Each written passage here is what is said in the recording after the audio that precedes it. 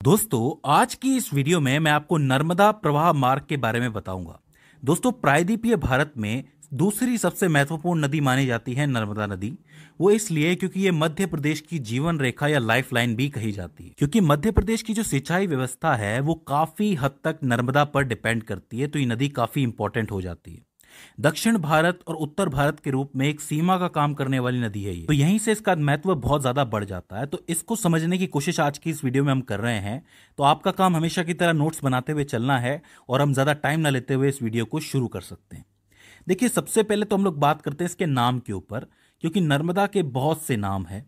नर्मदा को कई जगहों पे रेवा नदी के नाम से जाना जाता है। कई लोग इसको नर्मदा के नाम से जानते हैं, कई निर्बुद्धा के नाम से जानते हैं। सोमप्रभवा भी एक नाम है, रजनी भी एक नाम है और बालू वाहिनी भी एक इंपॉर्टेंट नाम है। वो इसलिए क्योंकि इसमें से काफ़ी सारा बालू जो है वो बहता है। आपको पता है मध्य प्रदेश बालू के लिए काफ़ी फेमस है। तो मध्य प्रदेश के अंदर जो बालू का प्रवाह है वो इस नदी की मदद से होता है। तो बालू वाहिनी एक जरूरी नाम हो जाता है। अब बात करें इसके बहाव की, तो बहाव के मामले में भी ये नदी बहुत स्पेशल है। वो इसलिए क्योंकि ये पूर्व से पश्चिम की तरफ बहती है। अब आपको पता होगा कि जो प्रायद्वीपीय भारत है उसका ज्यादातर झुकाव किस तरफ है? पूर्वी घाट की तरफ है। और इसलिए ज्यादातर नदियां पूर्वी घाट की तरफ जाती हैं और बंगाल की खाड़ी में जाके गिर जाती हैं। लेकिन ये जो नदी है ये निकलती एक अमरकंटक से, एक पठार से निकलती है और वहां से ये चलना शुरू करती है और ये अरब सागर की तरफ जाती है और आखिर में अरब सागर में ही गिरती है। तो इसीलिए आप ये कहोगे कि अरब सागर में गिरने वाली नदियों में से सबसे लंबी नदी जो है वो नर्मदा नदी ही है। इसके अलावा वैसे माही, साबरमती और ताप्ती भी अरब सागर में गिरती है, लेकिन वो इससे छोटी है। इसकी कुल लंबाई तकरीबन 1312 किलोमीटर है और इस लंबाई के साथ ये भारत की पांचवी सबसे लंबी नदी है। याद रखना, 1312 किलोमीटर और भारत की पांचवी सबसे लंबी नदी। अब बात करते हैं इसके उद्गम स्थल की। तो देखो, मध्य प्रदेश में अनूपपुर नाम का एक जिला है। वहां पर विंध्याचल और सतपुड़ा पर्वत श्रेणी के बीच में कहीं एक संधि होती है जिसे आप अमरकंटक कहते हो। मध्य प्रदेश का अमरकंटक या छत्तीसगढ़ के पास जो है, वहां पे एक नर्मदा कुंड है जहां से इसकी शुरुआत होती है। मतलब वहां से ये बहना शुरू करती है।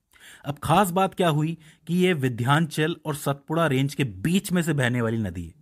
मतलब एक तरफ विंध्याचल की पर्वत श्रेणी है और एक तरफ सतपुड़ा की है और इन्हीं वैलीज में से होकर के ये गुजरती है, आगे बढ़ती है।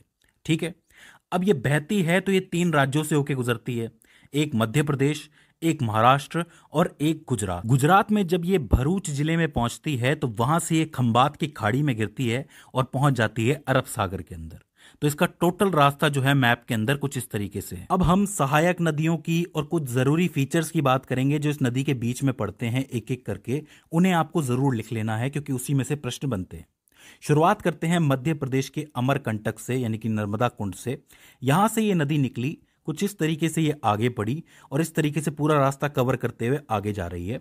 अब देखो, यहां पे अगर आप मैप के अंदर देखोगे तो ये जो सीमा आपको नजर आएगी ये महाराष्ट्र और मध्य प्रदेश की सीमा है। यानी कि कुछ टाइम तक ये जो नदी है महाराष्ट्र और मध्य प्रदेश की सीमा पे बहती है।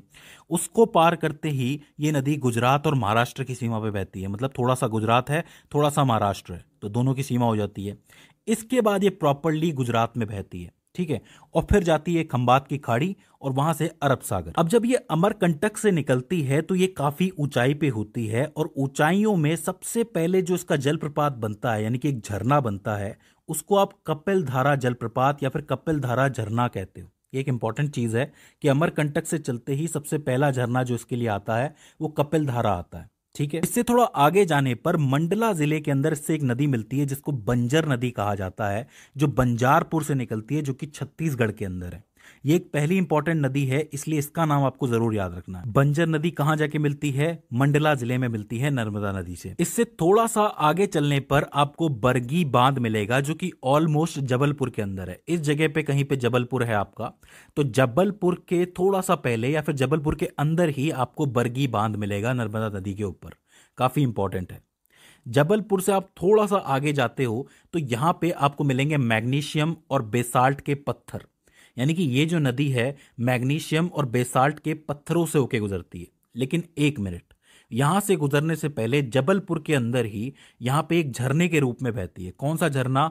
धुआंधार झरना। इसका नाम आपने सुना होगा, धुआंधार झरने से ये बहती है।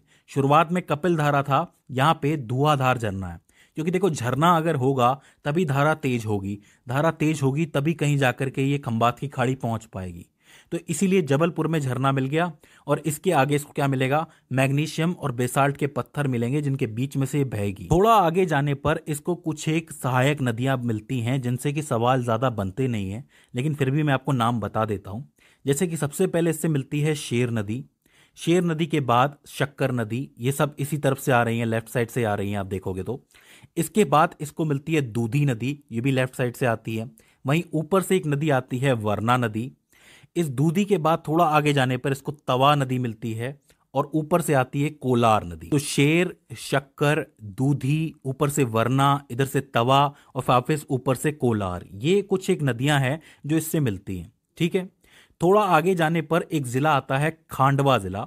खांडवा जिला के अंदर है इंदिरा सागर बांध, काफी इंपॉर्टेंट है, पूछा जाता है सवाल कि इंदिरा सागर बांध कौन सी नदी पे बना हुआ है, तो आप लिखेंगे नर्मदा नदी के ऊपर।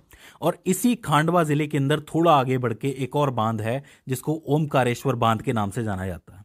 तो दो जरूरी बांध हो जाते हैं, एक इंदिरा सागर और एक है ओमकारेश्वर। और इस तरीके से ये नदी आगे बढ़ते बढ़ते मध्य प्रदेश को क्लियर करती है। अच्छा, मध्य प्रदेश में टोटल ये 1077 किलोमीटर का सफर तय करती है, मतलब नर्मदा कुंड से शुरू होती है और यहां तक इस सीमा तक आके पहुंचती है।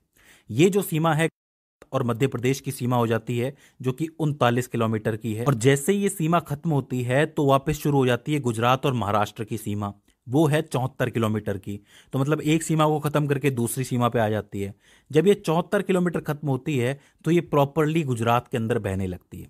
और जैसे ये गुजरात पहुंचती है तो इसे एक इंपॉर्टेंट बांध मिलता है जिसका नाम है सरदार सरोवर बांध। इसका नाम आपने जरूर सुना होगा, काफी जरूरी बांध है। बाकी इसके अलावा गुजरात के अंदर इससे एक और नदी मिलती है जो कि ऊपर की तरफ से आती है, जो कि है हिरन नदी। हिरन नदी जो है इसका नाम भी काफी बार पूछा गया है, तो इसको भी आपको याद रखना है। इसके बाद ये पहुंचती है भरूच और भरूच से जाती है खंबात की खाड़ी। इस बीच ये गुजरात की जो टोटल लेंथ है ये 161 किलोमीटर की तय करती है। याद रखना, मध्य प्रदेश की 1077 किलोमीटर और गुजरात में 161 किलोमीटर। ठीक है, तो दोस्तों इस तरीके से आपका नर्मदा प्रवाह मार्ग पूरा होता है। इसमें मेन जो चीज़ें हैं वो आपको याद रखनी है जो मैंने आपको बता दी है। इसके अलावा जो सहायक नदियां हैं उससे उतना प्रश्न बनेगा नहीं। तो दोस्तों मुझे उम्मीद है कि ये वीडियो आपके लिए हेल्पफुल साबित रही होगी। अगर इसके बाद भी इसके अंदर आपको कोई क्वेरी आती है, कोई दिक्कत आती है, तो आप हमें कमेंट सेक्शन में बता सकते हैं। तो दोस्तों आज की इस वीडियो के अंदर बस इतना ही। See you in the next one.